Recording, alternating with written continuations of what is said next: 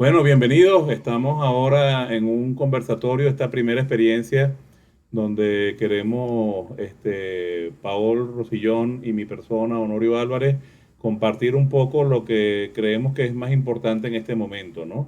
Cómo afecta el COVID-19 a las empresas de Latinoamérica, qué están haciendo, eso es para aterrizar el presente, qué están haciendo nuestros competidores.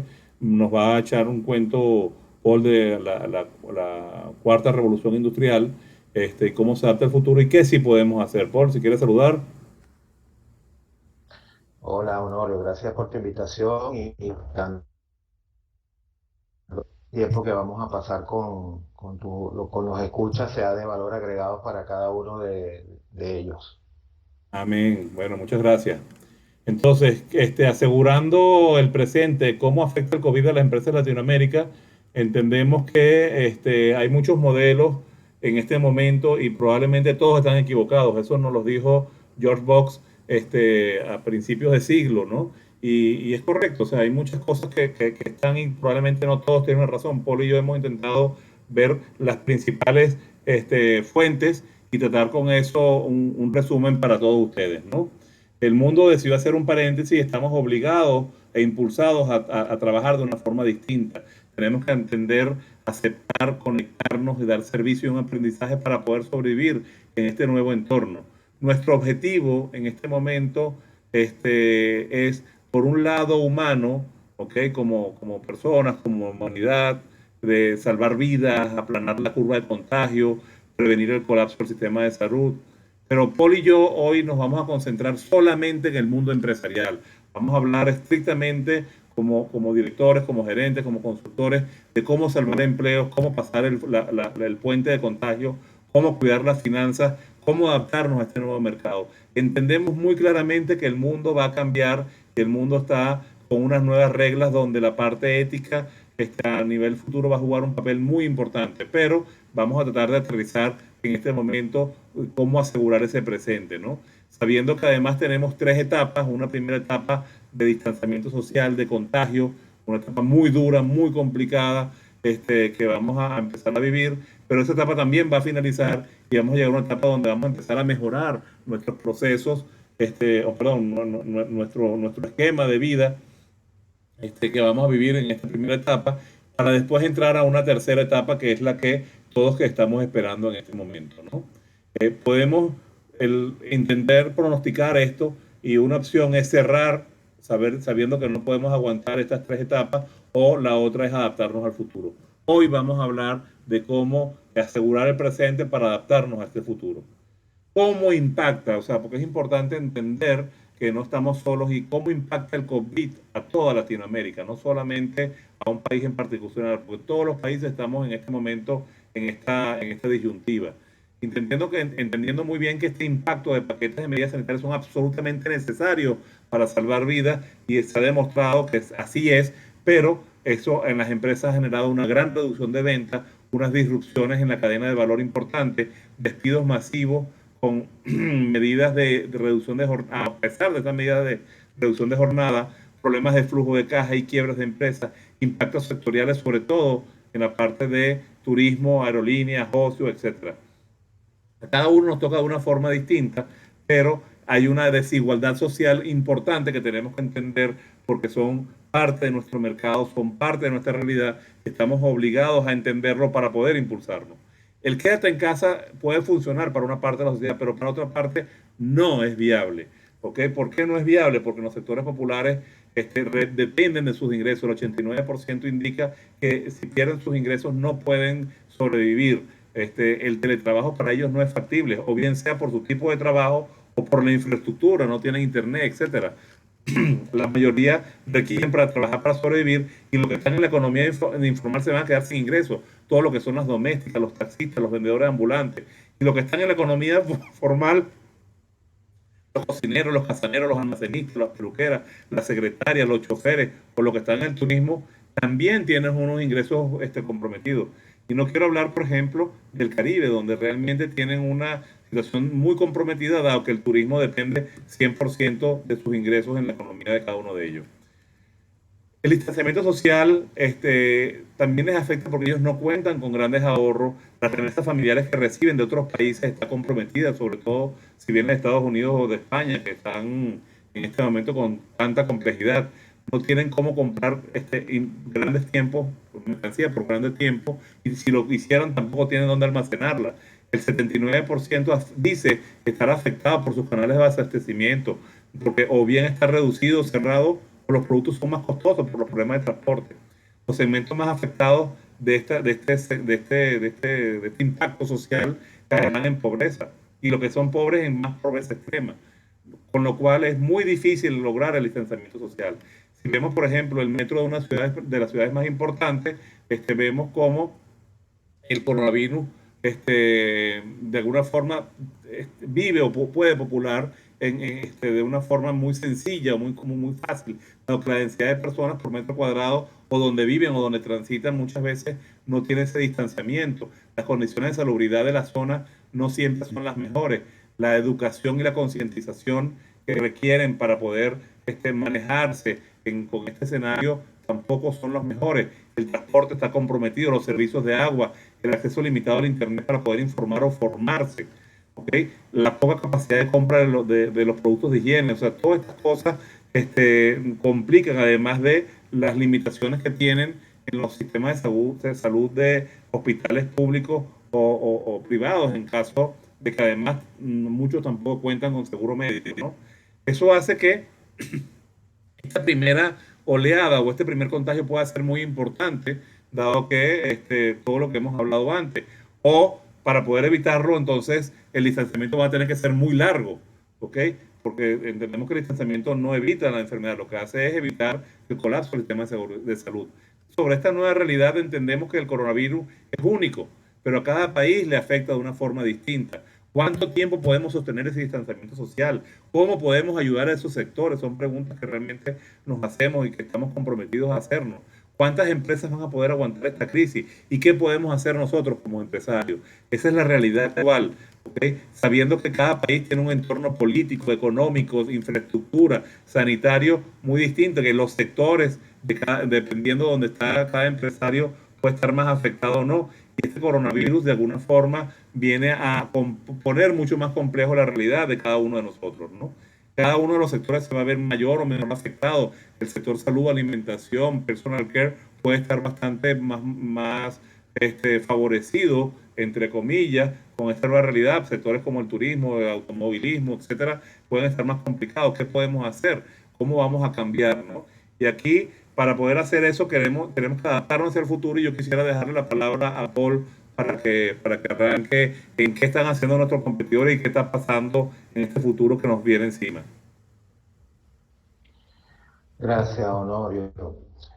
Bueno, partiendo de este diagnóstico inicial que nos hace Honorio sobre dónde estamos a nivel de la realidad venezolana, quisiera introducir una primera reflexión, y es que, bueno, ¿dónde están los competidores?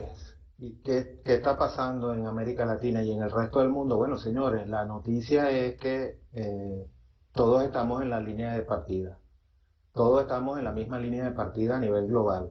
Todos estamos confinados y todos estamos obligados a interactuar laboralmente y en general, pero en el marco de las organizaciones a través de las plataformas tecnológicas y las redes sociales. Y eso entonces nos dice que en teoría todos estamos corriendo o estaríamos partiendo de en las mismas condiciones. Sin embargo, creo que con el escenario que nos acaba de describir Honorio, ya no, por supuesto, es fácil valorar que estaríamos un escenario, un contexto de partida particular en Venezuela muy complicado. El futuro, bueno, vamos a ver, la segunda idea es que también ese futuro es un futuro que estamos compartiendo todos a nivel global. Eh, Todos hemos escuchado últimamente hablar de la llamada cuarta revolución industrial. Estamos inmersos en una revolución tecnológica que para ponerlo en términos prácticos y sencillos no es más que el cambio del paradigma tecnoeconómico. En el caso de la revolución que nos ocupa, pues simplemente estamos migrando hacia un mundo más digital que analógico, un mundo más intangible que tangible, eh, y que está caracterizado por una serie de variables que es importante reconocer. Eh, Podemos mirar la siguiente idea. Es importante que todas las organizaciones se tomen un tiempo en escrutar lo que está pasando en el resto del mundo, y fundamentalmente que le hagamos seguimiento a la evolución de la disrupción y la revolución tecnológica que está transformando toda la economía y los sectores empresariales. ¿Okay? Hay que hacerle un seguimiento a la evolución de este tema, particularmente a todo lo que está asociado con la evolución de la inteligencia artificial y de los habilitadores tecnológicos más conocidos, como el Internet de las Cosas, el Big Data, la tecnología en la nube, porque alrededor de esos ecosistemas tecnológicos es que se está desarrollando un nuevo campo donde vamos a tener que competir como organizaciones. El movimiento inicial que están dando las organizaciones, algunas desde hace algún tiempo, creo que es un escenario en donde nos deberíamos empezar a mover con rapidez localmente, es caminar hacia eso que se están llamando las organizaciones ágiles, las organizaciones duales, las organizaciones ambidiestras también las suelen llamar, por una analogía con la lógica del funcionamiento del cerebro. Pero básicamente lo que nos están diciendo es, tenemos un negocio en marcha, al cual en el caso nuestro tenemos que ver cómo lo mantenemos operando y a flote, pero en el marco de ese cambio de paradigma que nos está impulsando la cuarta revolución industrial, tenemos que explorar las oportunidades y competencias o capacidades como la tecnología y la innovación se convierten en factores críticos de éxito que debemos potenciar y manejar. En lo inmediato, estamos inmersos en esto que estamos llamando el home office o el teletrabajo, que no es una práctica nueva, ciertamente, pero sí se ha masificado producto de la crisis del confinamiento. Y es increíble, pues todo lo podemos ver en la dinámica que se está desarrollando en las redes, pues cómo el tema ha ido evolucionando aceleradamente, la curva del aprendizaje la salida de la zona de confort de manera perentoria y forzosa nos ha obligado a aprender sobre la marcha aceleradamente, que implica esta nueva práctica organizacional, que pasa precisamente por ese ajuste de los procesos, la tecnología y el ecosistema legal, que es importante que también empiece a ser evaluado. Y finalmente, bueno, la incertidumbre y la complejidad que estamos sintiendo todos, esa presión que naturalmente estamos sintiendo todos, es importante que entendamos y aceptemos que se va a convertir también en un rasgo característico de los tiempos en los que vamos a empezar a vivir. La nueva normalidad se va a caracterizar por la complejidad y, bueno, la velocidad del cambio siempre será la del más lento, porque los cambios ocurren en el mundo físico y después nosotros a nivel personal los vamos asimilando, y eso hay siempre un delay entre el cambio y la percepción. Gestionar el cambio, la incertidumbre, va a ser muy exigente, porque lo que ha originado la pandemia es eh, que el futuro ya llegó, se aceleró, nos ha metido en una máquina del tiempo, y ese futuro que veíamos quizás en unos 10 años, pues simple y llanamente ya no existen, está aquí y hay que montarse en esa nueva dinámica y en esa nueva realidad. Gracias. Ahora para continuar en qué cosas podemos hacer, tendríamos que entender cómo hemos funcionado hasta ahora. Siempre hemos estado haciendo pronósticos, los matemáticos, los ingenieros somos muy dados a eso. ¿Qué pasó? ¿Cuál es la historia, la tendencia? Y con eso pronosticamos el futuro.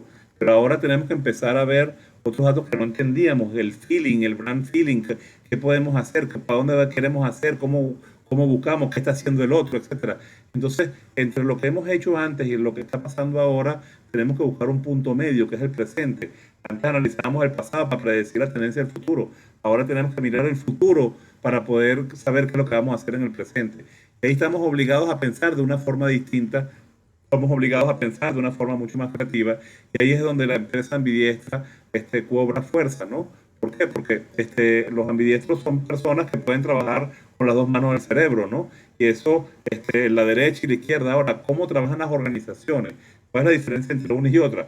Bueno, las organizaciones ambidiestras tienen que ser, por un lado, ágiles, creativos, disruptivos, innovadores, emocionales, inspiradores, holísticos, pero al mismo tiempo es importante aterrizar el presente, gestionar, ser realista, desarrollar las ideas, ejecutarlas, ser lineal, logística, programarlas, poder asegurar y aterrizar el presente. Entonces, estamos obligados a trabajar con esas dos partes para poder innovar y hacer de la organización del futuro una nueva realidad adaptada al nuevo mercado que se nos viene. En el World Economic Forum de ahorita de enero, o sea, recientemente, el mensaje fue dóblate, no te rompas. Y eso fue antes del coronavirus. O sea, ellos ya nos estaban diciendo que estamos impulsados a trabajar en una forma ambidiestra y ágil, y cómo prosperar en esta nueva evolución. Simplemente tenemos que dejar de ser rígidos, estructurados, y empezar a entender cómo están funcionando estos nuevos mercados, ¿no? Y para eso es importante mandar un dron. Si estamos en nuestra zona, mandar a un dron a revisar qué está pasando alrededor, cómo está ocurriendo en los alrededores, hacer análisis 360 grados de toda la realidad. Y eso es importante porque nuestros procesos siempre lo hemos controlado, y siempre hemos sido organizaciones orientadas a controlar los procesos. Pues ahora estamos impulsados a ser organizaciones impulsadas en la experiencia del cliente. Eso requiere un análisis de datos de ambos lados, y requiere ser inteligente y estratega al respecto. Entonces debemos pasar de una organización orientada al proceso a una organización orientada al cliente. ¿Cómo se hace eso? Bueno, hay que empezar a tener pensamientos ambidiestros, y cambiar, mutar y estructurar la organización para poder lograr estos objetivos. Eso es importante hacerlo con un diagnóstico de 360, con los clientes activos, los no activos, los potenciales, los competidores, qué están haciendo los proveedores, qué hace nuestra gente, los socios de inversionistas. Entender ese diagnóstico completo, y para eso nosotros tenemos bastante consultores para poder ayudarlo en ese sentido, pero si nos quedamos nada más con la visión del socio, con la visión del jefe, con la visión del gerente, probablemente estamos cometiendo un gran error, y ahí estamos impulsados a revisar ese propósito en el corto plazo. Con lo cual, y ya para terminar, le dejamos este escenario que hemos estado revisando acerca de lo que va a pasar en el futuro. ¿Okay? Entendemos esta primera etapa de aislamiento y restricciones, donde el COVID va a durar unos 4 o 5 meses, probablemente hasta septiembre, la crisis humanitaria, pero a nivel empresarial, el sector de alimentación, retail, restaurantes, hoteles y viajes se van a ver afectados en distintas medidas. Una vez que esta etapa, vamos a decir, de aislamiento, va a empezar la parte de estabilización, donde ya empezaremos a flexibilizar las realidades de cada uno de los países, para después entonces entrar a esta etapa de recuperación. Esto va a depender, por supuesto, de cada país y de cómo lo vamos a hacer, ¿no? Y cuál va a ser el compromiso que tengamos en este caso, ¿no? Para lo cual yo quisiera despedirme, dar las gracias a Paul. Aquí están nuestros datos de contacto. Paul, de verdad que muchísimas gracias por este apoyo, y bueno, esperamos que les sea Gracias de a ti por la utilidad. invitación. Este, Gracias, Honorio, por la invitación, y esperamos pues que los escuchas de este pequeño espacio de reflexión puedan sacar algún beneficio, y también que podamos seguirlos apoyando y colaborando. Bueno, y que vamos a seguir haciendo estos pequeños micros de cortos Esperamos que con buen contenido para poder ayudarles a tomar sus mejores decisiones. Bueno, muchísimas gracias y que estén bien. Gracias.